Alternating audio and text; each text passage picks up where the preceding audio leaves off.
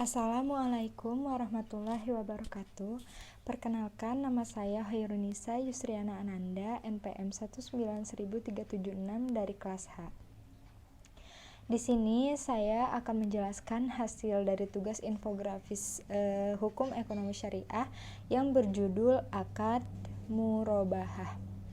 Yang pertama, ada pengertian akad murobahah, yaitu suatu transaksi jual beli barang dengan menyatukan harga perolehan dan keuntungan yang telah disepakati bersama oleh si penjual dan si pembeli.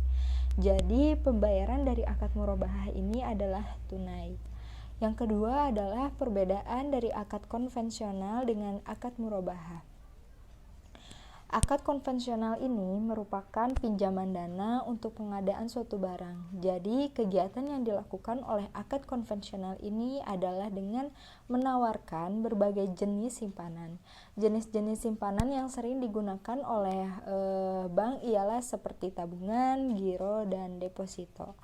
Selanjutnya ada akad murobahah. Ini merupakan suatu jual beli dengan pembayaran yang dilakukan secara angsuran. Jadi perjanjian jual beli antara bank dengan nasabah. Bank syariah ini membeli suatu barang yang diperlukan oleh nasabah, kemudian menjualnya kepada nasabah yang bersangkutan sebesar harga perolehan ditambah dengan margin keuntungan yang telah disepakati antara bank syariah dan nasabah. Yang selanjutnya ada dasar hukum dari murobahah, yaitu salah satunya dari surat Al-Baqarah ayat 275 yang menyatakan, yang artinya Allah ini menghalalkan jual beli dan mengharamkan riba.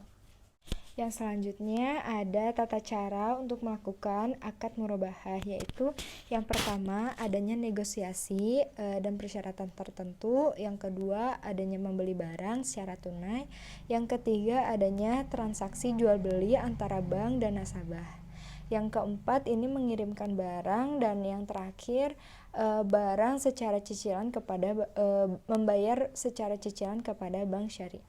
Selanjutnya ada manfaat dari akad murobahah, yaitu murobahah ini memberi banyak manfaat kepada bank syariah. Salah satunya seperti adanya keuntungan yang muncul dari selisih atau perbandingan harga beli dari penjual dengan harga jual kepada nasabahnya. Kemudian sistem dari akad murobahah ini sangat sederhana, jadi hal tersebut akan memudahkan penanganan administrasi di bank syariah tersebut.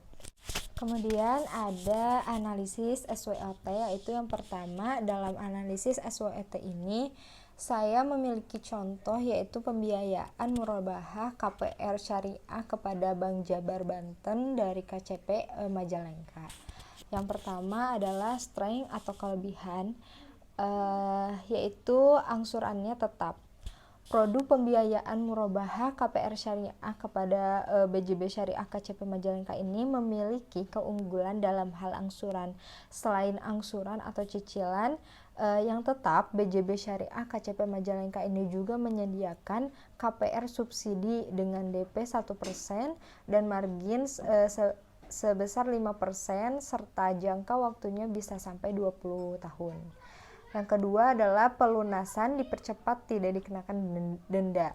Jadi sistem penalti bagi nasabah yang akan langsung melunasi atau mempersingkat masa angsuran tersebut sangat merugikan bagi nasabah. Oleh sebab itu, KPR Syariah tidak menerapkan sistem penalti yang akan melunasi atau mempersingkat masa angsurannya.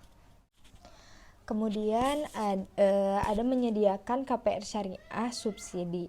Jadi bank syariah ini menyediakan KPR subsidi dengan keunggulan yang dimilikinya. Akan tetapi menurut penulis tidak hanya bank syariah saja yang memiliki KPR subsidi tersebut, tetapi bank konvensional ini juga memiliki subsidi. Yang membedakan hanyalah bunga pinjaman, nilai angsuran, jenis akad, penalti, tenor pinjaman, fasilitas bunga yang tetap dan denda keterlambatan. Selanjutnya KPR syariah ini lebih murah dibandingkan dengan KPR konvensional. Karena pada KPR syariah ini harga rumah sudah ditentukan pada awal terjadinya perjanjian. Jadi KPR syariah ini akan lebih murah dibandingkan dengan KPR konvensional.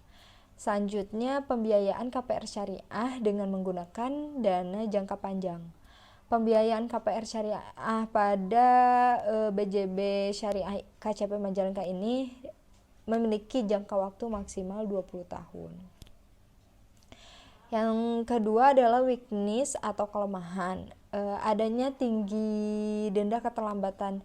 Jadi KPR konvensional ini memberikan denda yang lebih kecil dibandingkan dengan KPR syariah. Rata-rata KPR konvensional ini memberikan denda 1% dari cicilan bulanan tersebut. Yang selanjutnya ada opportunities atau peluang. Nasabah menjadi lebih banyak. Jadi BJB Syariah KCP Majalengka ini menyediakan KPR subsidi yang dimana KPR subsidi ini diperuntukkan masyarakat yang berpenghasilan rendah. Dengan adanya KPR subsidi ini, masyarakat yang berpenghasilan sekitar kurang lebih dari 4 juta bisa memiliki rumah. Jadi peluang ini sangat menguntungkan bagi BJB Syariah KCP Majalengka karena tidak semua bank syariah yang ada di Majalengka ini memiliki fasilitas KPR subsidi. Yang terakhir ada threat atau ancaman. Yang pertama, bersaing dengan bank lain. Jadi pasti setiap bank ini mempunyai produk pembiayaan KPR dengan keunggulan yang dimiliki oleh setiap lembaga keuangan. Yang kedua, hilangnya kesempatan untuk menikmati cicilan yang rendah jika bunganya sedang turun. Jadi dalam KPR syariah dengan menggunakan cicilan tetap akan kehilangan kesempatan untuk menikmati turunnya bunga kredit. Yang selanjutnya, KPR BJB syariah ini akan mengalami kerugian. Dalam lembaga keuangan, pasti semuanya pernah mengalami kerugian. Begitupun dengan BJB Syariah yang pernah mengalami kerugian. Namun, bagaimana caranya BJB Syariah ini bangkit dan memperbaiki serta lebih berhati-hati lagi dalam melaksanakan hal apapun. Yang terakhir adalah kredit macet.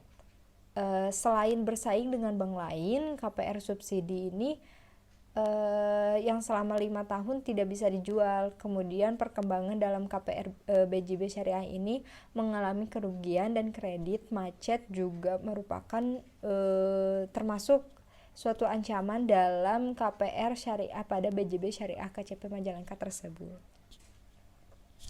Oke, sekian dari penjelasan saya tentang akad murabahah yang tercantum dalam infografis tersebut. Mohon maaf apabila ada kekurangan materi. Terima kasih. Wassalamualaikum warahmatullahi wabarakatuh.